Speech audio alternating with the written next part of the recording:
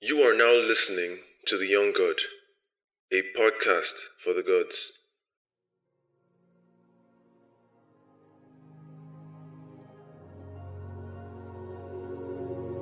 If you've listened to side A, you will know that it was lit beyond belief. Things were said, things were felt, and truth was spilled. Side B, with Japheth Joshua Omojuwa, begins with the year 2020.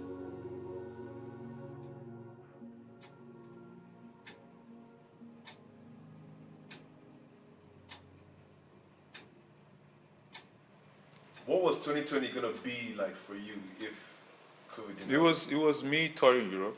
I was in school. I was supposed to use my summer to tour Europe, do a lot of traveling in Asia.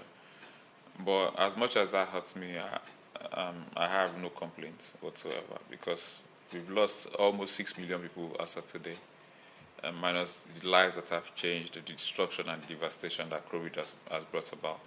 But really, it was supposed to be where I explored Europe business-wise. So what's the bright side to all of it? So you mentioned The silver lining for COVID is that it has helped us to see that people actually don't have to leave their work early in the morning to go and work. They can actually work from wherever, not just work from home. They can work from a holiday spot, right? That's one. Two is that a lot of things could actually be digital. So one of the references I got was that, did you see COVID coming in the context of my book? I didn't see COVID coming. I was talking in the context of a future that was really, really coming. So what COVID did was to hasten that future, a digital future, a virtual future. And I think it's necessary because as populations continue to explode, we don't want too many of ourselves on the roads. We don't want to have to be born in fossil. that is true. We want to do it from home. If we could have this conversation, a perfect one, where we don't have to necessarily see, it might be better to just do it if it's seamless. Now you can still do it, but it's not seamless. It's not a metaverse where it's almost like we are together, which hopefully is where we are transiting to. Also for a lot of people, I'm sure it was for them to understand their mortality, and as a collective, for us to understand that we've gone so far, we've done so well, but we're not all that at the end of the day because this virus stopped us completely. It was a full stop. It was not a pause, it was a stop. And for all the talks about our advancement, the advancement of our civilization, it was a humbling experience. And I think that humility is a very essential part of growth. So for the universe, not the universe, for our planet to be that humbled, I think was a very necessary moment. And I'm sure there are other silver linings, but unfortunately, it was such a devastating virus. It messed up with the world. 2020, it's going to be one of those years that we reflect on. No matter, like years from now, you always think to 2020 as a year that, because I remember 2019, I was really thinking to myself, I knew 2020 would be special. Yeah. I didn't know that was going to Yeah. happen, Yeah. Just because the fact that it's a double-digit year, Yeah. first of all, 2020 vision. Yeah, well-sounding name. It sounded like something, but oh man, it came at us, and then Kobe died that year. Yeah. That's the one that was Yeah, like so early actually. so early in the year before anything, like that was like the ultimate like sign that There were actually very funny signs in the year. There was also the US-Iran. that Yeah. murder There was assassination also or something. Iraq. There were quite a number of things that were happening. So like, what's going on this Just year? before Yeah. COVID, What's going on this year? You're like, Meghan and Prince Harry leaving the royal family yeah. happened just before as well. Quite a number of funny things happened earlier in the year. Crazy. And personally, I think 2020 was the year I thought I was gonna die. Why?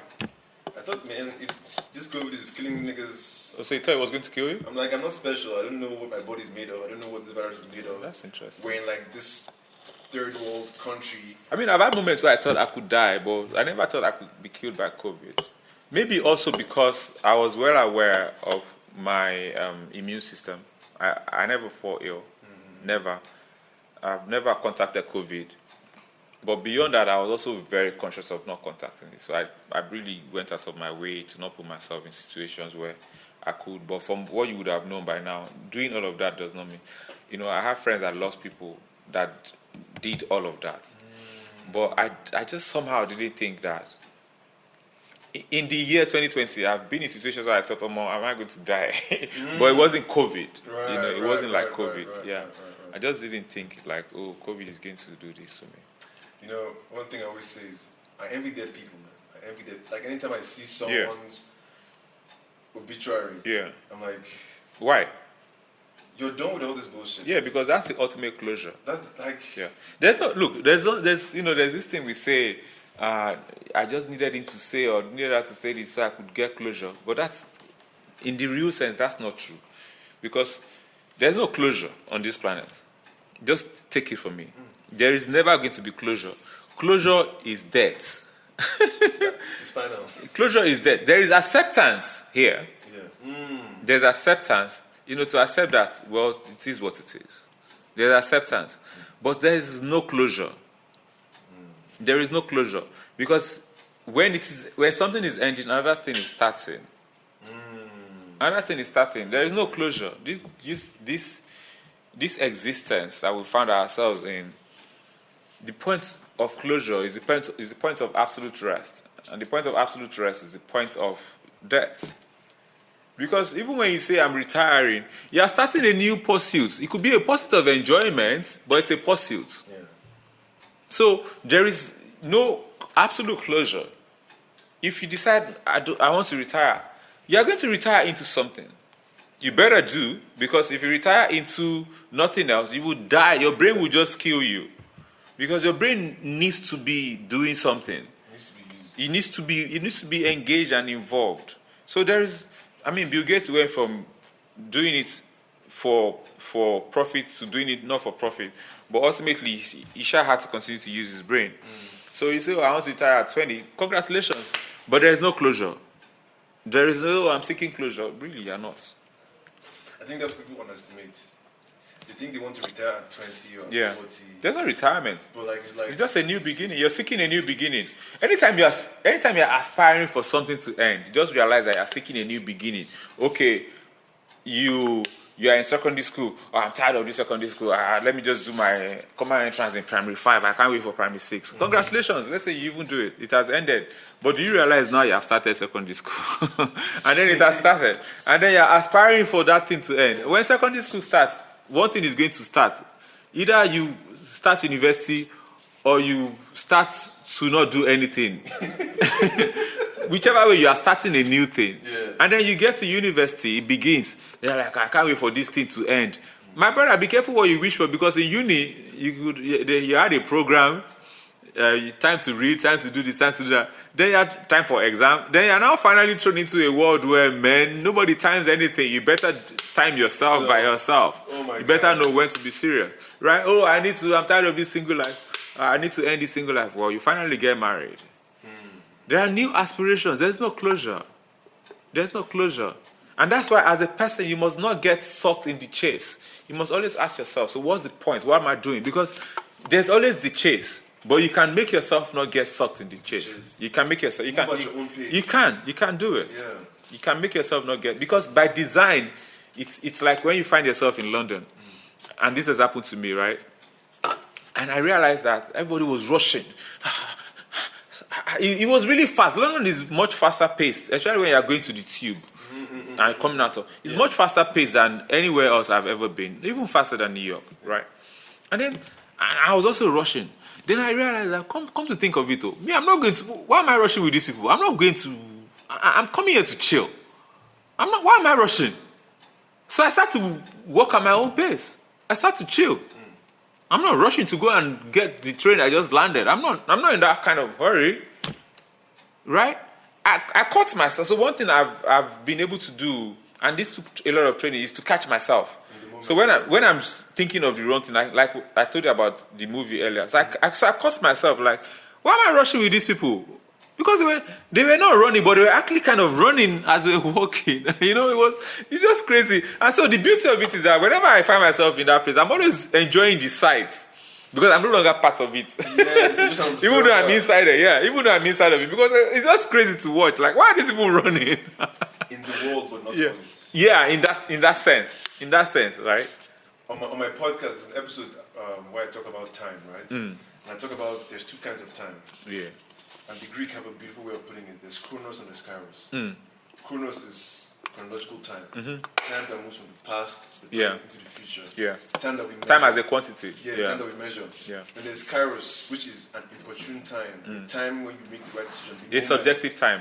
Yes, the time you take for yourself, Yeah. the moment. Yeah.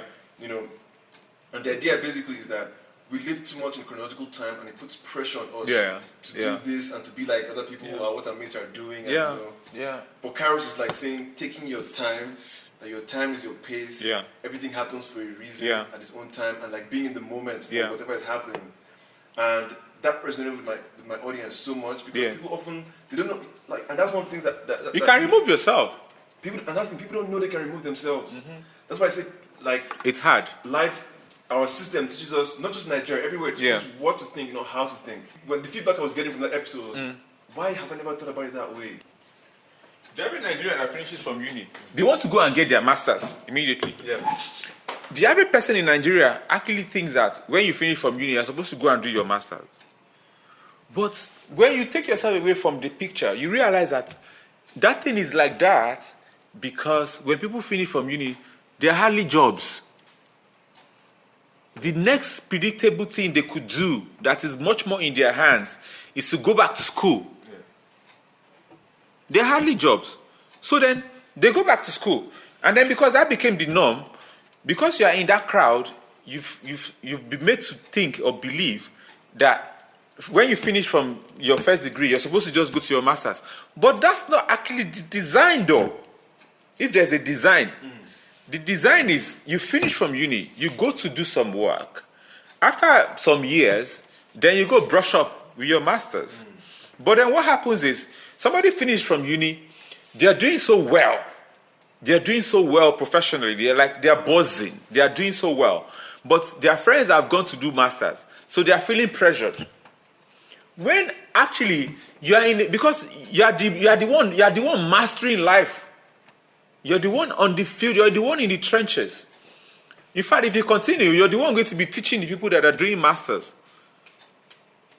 But because your society has put it in your head, and that's why there's no surprise that the most educated immigrant group in America is the Nigerians. They carried it from here to there. Even though they went to a society that didn't even require that of them.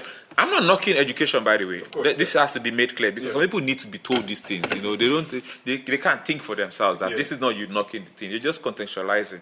So they go to a world where it's not even necessary. Just go and get stuff done. Go and prove yourself as something. You become a master in that thing. Harvard will invite you. They're not going to ask you for your certificate. They will bring you to come and teach them, the kids. Because you're mastering the real thing. So, it requires being able to remove yourself, to see it. Because if you live in a society where university, masters, if you don't ask yourself, why is it like that? And is this like this all over the world? My brother, it is not. And does it work for me? And that's a very important question. Does it work for you though? It's okay to want to advance, but it has to be in the context of your achievement and what you're doing, not in the context of I need to go and get my master's. My friends have their master's. No, it can't be like that. It can't be like that. This is just an example, by the way. This is not about masters. It applies to marriage, having kids, everything. You find people in this race to do. I mean, you see, a 25-year-old told me that her friends told her that when you're 25, you are not married. A lady, it shocked me. That when you're 25, you are not single, you are unmarried. That when you're 25, it is not that you are single, you are unmarried. 25. How did you get here? 25. 25 where for me, I wanted to suck out the juice out of my single life. I mean, I'm done sucking it. I want to get married now. I'm closing on 40. Right, but I did suck out the juice out of my single life because I realized that after marriage, that single life it's the end of that particular journey. No more. Right? Yeah. But when this person tells me, and it's from the context of the pressure from every part of society, whether it's family, whether it's, it wasn't the parents that said, it was the friends that said, whatever, maybe they brought it from their family or from some uncle, right? How can you be 25 and saying you're single? You're not single, you're unmarried. And nobody needs to be told how those are two very different things. Yeah. Right? It was so profound to hear that. Like, what kind of madness is going on in this society? And then you know what? When shit doesn't go their way, or they're in situations that they don't like, they now blame society. Yeah, but meanwhile, you had the chance to distance yourself, society. separate yourself. It's hard. It's the thing is, let's not get it twisted.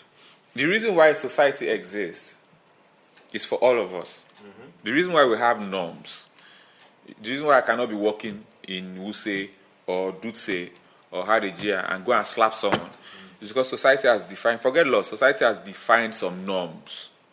So society has set up itself and it has moved conveniently like that. For decades. And it's defined it as culture and norms. But what you as an individual must understand is that norm, that culture, must be defined with respect to time. Okay. There was a time in the history of this culture that to even shower was to be considered dirty in the human race. To go and start cleaning your body used to be considered dirty. Now, my brother, if you no shower, you're dirty. There was a time, even in the 16th or 17th century thereabout, where aluminium had more value than gold. Aluminium. So the king used aluminium, the poor people were using gold. So you see the context of all this, and in the context of time too. So you ask yourself, this thing that they say is the culture, this thing that they say is the norm, female genital mutilation, the killing of twins, how does this stand, though? Based on what I know now, how does this stand? If it continues to stand, it should stand. Love, it should stand. Honesty, it should stand. Loyalty, it should stand. Chivalry, it should stand. Being a gentleman, being a lady, it should stand. But you must be married by 30. Who defined it, though? And then when you think about it, people were getting married by 30 or before 30 because at that years back, centuries ago, decades ago, life expectancy was not guaranteed. It was low. So you're thinking, let me marry early so I can have offspring. Another example is number of children. People were giving birth to a lot of children because they didn't know how many of them could stay alive. Yeah. Health, virtually anything that if you got a disease, you're dead. Yeah. Now things are much more advanced, so you don't need to go and give birth to 10 children, because if you do 2, with the right, because of the society, the reality of our health now. You know that malaria is not going to kill that child. That's not to say that something will not happen that could kill them, but the chances are much lower now than before. Yeah. So the contexts are different. But because people understandably get sucked in the culture and the norms, they're not able to remove themselves. The truth is, anyone that lands in London for the first time, they will find themselves walking very fast. It's automatic. You just adjust to you're part of a head. You're part of a head, so you just automatically. It takes realizing that no, I'm not part of this head. They are the ones going to work. I'm not going to. I came here to chill. Yeah. And if you're even going to work and you leave home much earlier, because you can decide I'm not going to be working like this. I want to be chilled. So maybe you have to leave home earlier. You have to just, if you want to live different from everyone else, then you have to redefine your difference. And you have to ask yourself, what do cost? Because there are always costs. So what's it going to cost? You want to chill with the big boys. You want to bamba. So what does it cost? Yeah. Can you pay? There's a positive connotation, there's a negative. But can you pay, though? Because there's always something to pay. You want to be amongst the most powerful guys on campus. Can you pay? Therein lies the question. Can you afford to go against society? Whether it's financially, you can. It depends on what it is. Mentally. Yeah. Because imagine if you decide, for example, you're not going to get married, and your parents want you to get married, and every day they are reminding you, they are pressuring you. In that mental, are you going to pay for that? There's always a cost to every decision. There's always a cost. There's always a cost. How I believe people should make decisions is you place the costs side by side with the benefits. If the benefits are much higher than the cost, you just go ahead and do it. Especially if they are substantially higher in certain situations. So if the benefit is a little higher, and the person that is making you say it's your mom, and you feel like the benefits of what they want you to do, of what they don't want you to do, is higher, but it's just a little, and you feel like your love for the person outweighs that little, you can decide, okay, this cost is too much, because even when I factor in their love, makes the cost even much higher. So one has to find that balance of the equation between costs and benefits. It doesn't just apply to returns on investment as per business. Actually, also life. Yeah. Like if my girlfriend says, if you go to London, if you go do this course, I'm going to break up with you. You have to wait. You have to wait. Is that person's love such that now I already know what I'm going to do. I'm going to do my course, right? But for some other person, they might not be able to exist without that person. Is this something that actually happened? No, not for me. But I've been in that context. I've been in the context of somebody saying, I'm not ready to marry because I need to go to uni. And I'm like, well, we can still marry, and you go to uni. By the way, no pregnancy, no pressure. You don't even have to wear any ring, but we can just get it done, and you go to uni, right? And the person says no, and in my head I'm thinking, no, this is not about uni. You're not just ready, and that's fine too. And I walk away. So that's the context I was in. But just different context for these questions. So you have to always weigh and ask, and sometimes the person's decision reflects on how much value, how much they hold you. Because if the thing is a big deal and they go ahead and do it, you might be thinking, well, it's actually quite a big deal. Even though I'm also a big deal to them. If you're thinking, is it because of this small thing that you're doing like this, you already know that this person considers you useless. There are different contexts. There's hardly the same context in these things. One thing I like to remind myself, and I think I will remind you too, is that we are blessed and we are cursed, so to speak. Yeah. In that we know these things, and unfortunately, a lot of people don't know it. Their life is such that they were just not in that position where they could have those frameworks that allows them to question and challenge and know things for themselves. So when I see people doing certain things and I, hear their stories and hear their, complaints or whatever, I feel like greatness to me is getting rid of my sense of, oh, I figured it out, and helping others do the same. That's why I started this podcast, right? By putting a lot of this information and these thoughts and these ideas and this conversation on, people are, whether they like it or not, first, not only will they enjoy the banter and the things, but they, on a daily basis, they're hearing these things, and bro, you'd be surprised. There are people who are like, they advance in age and in life, but what you just said now, they'll send you a message or me a message and be like, Rodney, I never thought about it like this. I have new decisions to make. So the least I can do with what I know, and because I've made some decisions, and I've seen how those consequences have played out. I know what I've lost and what I've gained. And I'm in a position to tell someone like, yo, I mean, once you conquer the fear, everything is a wrap. As long as you don't owe anybody money, you don't owe anybody your life. You're not in some weird shit that limits you. Back to that word, limit. Like committing a crime. Like committing a crime. As long as you're doing something from a place that is genuinely going to get you to a place where you can feel like you're actualized. I'm not even going to say happy, because happy is... It's circumstantial, really. But what I know is when you feel empowered in your element, that I can tell you for sure comes from making certain decisions. I served in the villa in 2015. Okay. That's when I did my service. Okay. 2015. Was it you transited between the administrations? just before Jonathan left. Okay. Yes. So yeah, Okay. that was the year he finished was the year I finished. Okay. Right. So you can imagine what it was like for me coming to my dad, who worked that appointment, that placement for my NYC, telling him, Dad, I don't want to do this. I wanna, be a photographer. I wanna like figure out my creative path. I have all these things, and I don't feel like working in the government is going to be good for me and my growth and where I want to be in life.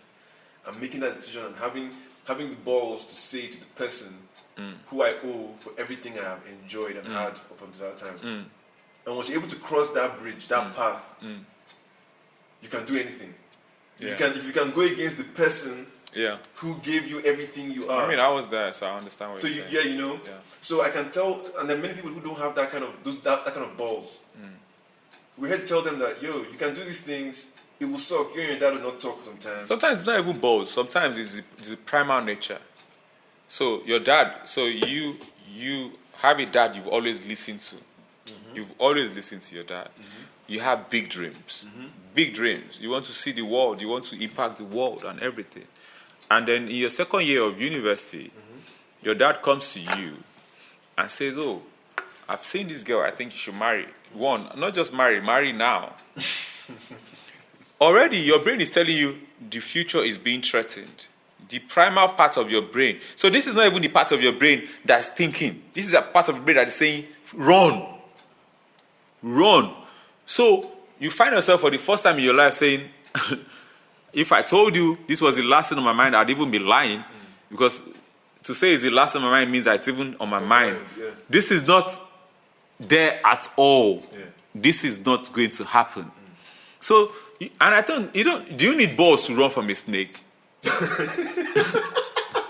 So sometimes it's not even balls. Sometimes it's the apparent threat to your life and your existence, your sense of being. So sometimes, of course, you need balls, but in some situations, it's not even a question of balls. It's just a natural flight thing. You just, when you see a snake, you run. I mean, there are exceptions. There are people that see snakes and go and hug it. But, but generally, when you see a snake, you run. You get it? So really, I mean, I hope people don't find it. I've been in those kind of situations before. I don't want to talk about it extensively, but I do know that when push comes to shove, man, you realize, I have to do me. Yeah. You have to do you, Yeah. and better for you if you realize sooner than later, because you get to a certain age, and you lose the energy to fight back against certain things. Yeah, actually, life has a way of true. beating That's true. you It down, pulls you off. Yeah. Yeah. And Your resistance level is low. you go, oh my God, you've seen so much, you've been disappointed. Kudos to anyone who, in their advanced age, is still able to like make certain decisions that benefit them. Time for a shameless plug. I don't do this full time, even though many think I do. When I'm not podcasting, I'm solving creative problems for my clients. I develop brands, I coach, consult, and offer creative direction. And I am damn good at it too. My unique point of view can be a real asset. Whether you're rebranding, you need a marketing strategy, you need communications for a campaign, I'm that guy. To see my work or book a consultation, shoot me an email, avocreative.ng@gmail.com. avocreative.ng@gmail.com. Let's make magic together. Before we wrap, let me tell you something about this podcast. Yeah. This podcast is called The Young God because I believe I'm a God. I'm made in the image of God. I'm a God unto myself. And being a God basically means being able to live out my creative identity as a creative individual, do my thing, build my life, create the things, the life I want, use my gifts to my best of my ability, and be a force for good in the world. That's what it means to be a God to me. And anyone who's doing that, first and foremost, by being yourself, if you can be authentic, and not authentic in the, the way we use as buzzwords, authentic, but just operating from a place where, we can tell you are one of one. Yeah. JJ, I can tell you are one of one. I feel you. And one of ones are very rare. I feel you. You know what I mean? I feel you. So as a one of one, as a guy who knows that there's nobody like me who sees the world like me and does what I do. Yeah. When I see someone else who moves in that path, I know. Second of all, someone who is I'm fascinated by achievement. When I see people achieve things, who apply themselves, whether they had a lot or had nothing, to achieve is not beans. Because people think that it's a function of wealth or material things. It's here. Because we've seen people that make it with nothing, and people who have had everything and lose everything. You get, So those are things that inspire this God mentality for me. It's just being a difference in the world, being, I don't know, just different, man. So now I want to ask you, if being a God is being the best version of yourself, ideally, fulfilling what you feel like is in you, like dying empty, so to speak, figuratively. What does that look like for you? Can you visualize like if you were to say I'm a God, what does that... I mean, for me, it's the point where I don't think that I have anything else to do. So it's the point where, for instance, I always say that if anytime I die fulfilled. Because what I try to do is that I give a lot of attention to each day. I'm not about, this year I want to do this, or this in this decade. I have those things at the back of my mind, but I have the highest level of respect for moments and days. And the reason is because I have an understanding that there is no year without 365 days. There is no month without 30, 31 days, sometimes 28 or 29. There is no decade without 10 years. So I'm very, very particular about the little ones, because the lesser is in the greater, right? So that point for me is the point where I know that even if I were to die today, I'm dying fulfilled. I'm not waiting for fulfillment, right? I'm not waiting to be 90 and be fulfilled. For me, self-actualization is a daily aspiration. I live up to it, knowing that tomorrow is not guaranteed. I could literally die right now as I'm speaking, and I'll be totally fine because I have done everything I could do, everything I felt I was enabled to do, that I felt that I had the resources to do to this point. And in this conversation that we've had, for instance, I gave everything I could give. I probably didn't give enough for somebody. I probably didn't do enough for someone else. But for me, I gave everything I could give. I gave, when it ends, I have nothing else to give. And that's it for me. I have no questions to answer. I have no regrets. I have learned my lessons. Those are going to be enough. And I'm gone and I'm done. And I'm God. That's it. Sure, you put it so well. That's it. I gave him a fist bump just now. That's it for me. And you know what? To end on this note, right? We talked about Jesus earlier. Yeah. And you talked about dead and dying fulfilled. Yeah. Now, when we talk about Jesus having conquered death, yeah, right? That's what you talked about just now. You live in such a way that the fear of death, yeah, because no longer a thing. It's an acceptance. I think that's what my only issue with death is the people that cry, the pains that it would cause. But I have enough understanding of death and that's why I wonder people that, and I wonder and I understand why it's easy for some people to let it go. A lot of people are alive today, really and truly, not because they want to be alive, but because they're thinking, mom, dad, they're thinking for other people. Yeah. So their being alive is even an act of selflessness. Because as far as they are concerned, there's really nothing for them anymore. So just for them breathing is an act of selflessness. Because they found fulfillment and acceptance in death. Shoot, you put that so well. Like they found fulfillment and acceptance. They have enough understanding that their best case scenario, if they didn't have these people that they didn't want to hurt, is actually death. Reminds me of Anthony Bourdain. Yeah. He had everything, had the best job, the best life. And he just, still killed himself. And so people will never understand. Yeah. But that's you. That person understands. He understands. But the beauty for me, though, is that there's always something to live for. If you're listening, there's always something to live for. There's really always something to live for. Always. Sometimes there's that momentary feeling. But it's not enough to let go in the moment. Always understand that there's always something ahead. There's that momentary feeling of death is better. And in that moment, you probably are right. But in the context of what you could become in the future, it's unlikely. because there's always a lot more. Beyond even family, beyond even friends, beyond even with tears that might happen, there's always someone, there's always something ahead of you that is more beautiful than the moments you found yourself where you're thinking, death is better. It's why, You know, it's why, I have a good example. Okay. The Tinder tinkler, okay. the Tinder swindler. Yeah. When Sissy was like, she was driving and she saw this truck driving towards her and she was like, should I just end this thing right now? And you know, it was a rational question she asked herself because she was sunk. She was done for. And then she realized, nah, let me make this person pay. She found a desire. She found a motivation. And it worked because, in my opinion, that person didn't pay enough so far. But they still made him pay. You know, so she found a motivation. She spoke to her mom. Her mom says, you have to come back home. There was putting everything out there. So you have to find that motivation. JJ, you know what you're doing?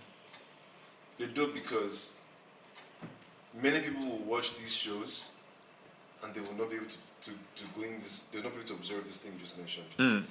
That she was able to find a reason You have to find it. to move forward. Even if it was not necessarily the most noble one. Yeah, But you have it's to still a find it. reason, You have to find it. You know, and that counts for everything. Like, Yeah. like life is what you make it, man. Yeah, because, look, if you don't have the why, that's a problem. That's a problem. You have to find it. You have to find it. Although I look forward to a time where I feel like I don't know how that will feel, but you know, you get to a point where you just feel like you've done everything and you don't feel like doing anymore. I think people get that, but I think Anthony but Bourdain got there. you would never know. You'd never And know. I would It was imagine- his own question to answer, and he probably felt that he did. But I mean, there was this thing Kanye West did at the Grammys. I guess we'll never know. You know, because he won. Because they're like, people say, "What would I do if I?" Well, I guess we never know. So sometimes, really, you never know. You never know. You never know. You never Really. know. Yeah. Let's take a moment to pause and breathe. Relieve the tension. Whatever you're doing, close your eyes, take a deep breath. In through the nose, out through the mouth. One more time. In through the nose, out through the mouth. Let's resume. Those of you who follow JJ on Twitter know about his political affiliations in 2015. Obviously, things didn't work out and the country has gone through one level of rock bottom after the other. Understandably, JJ has received a lot of flack for his political leanings, but this is what he had to say about those choices. And I think we can all take a page from this. Have a listen. You know, there are some things that are excusable when they happen at a certain time. Me, I'm not one of these people that will come out and say, oh, I regret voting this person or this. I don't have time for that. But I know that there are things I will never do twice. I know that there are lessons. I don't mind my mistakes, but I just know that I will never make the same mistake twice. The same person will not fool me twice. You can fool me once. People say, I see a lot of tweets on Twitter, like, oh, these people were too stupid. Blah, blah. Well, anybody can actually be fooled. Anybody. Yeah. You know, what you don't want to happen is that to suffer the same format twice, the same person. That's what you don't want to happen. In fact, Yeah. one of my uncles in the village would tell me, it's better for them to cheat you. Be a good person, let them cheat you. Yeah, so you learn. But don't let them cheat you twice. Yeah. So you learn. Yeah. Your brain has a record, and you know you can then move on with it. And like I've been in situations on the internet as far as 9 years ago, and I'm thinking, this is fucked. This is embarrassing. Sorry, pardon my French. Of course. But I'm glad that this has happened now. Useful lesson for the future. Useful lesson for it's what happened again. These days, I can smell a catfish from afar. You get it? Yeah. I can smell a catfish. I've been in situations where I see friends getting sucked into the world of catfish, and I'm like, this person is a catfish. Don't get yourself messed up. Yeah. But in the early days of the internet, just one moment, one experience, embarrassing, I got sucked by a catfish that I wasn't even trying to be in a relationship. Yeah. They just wanted me to validate them by just retweeting them 9 years ago. And then, of course, we found out that this is a catfish.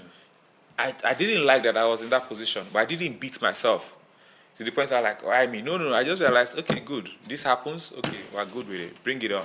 Since then, it never happened again. So I don't.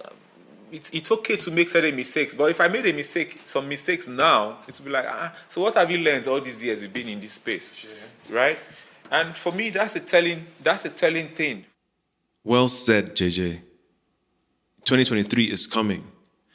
We don't need to drag each other back by bringing things from the past.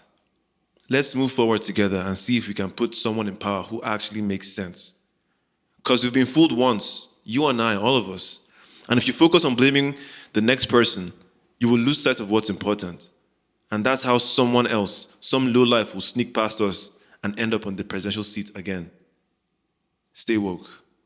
Man, JJ, this was great. This is My pleasure, bro. I had enough fun. This is the logo. This is what I do here, and I appreciate the time. You could be anywhere in the world, but you're here with me. Yeah, Jay-Z, give me.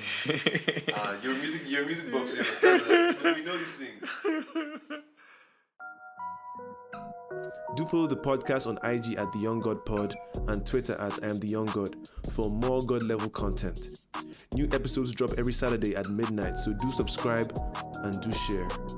I'm your host, Rodney, and I wish you a blessed day and a blessed mind. Rodney, out.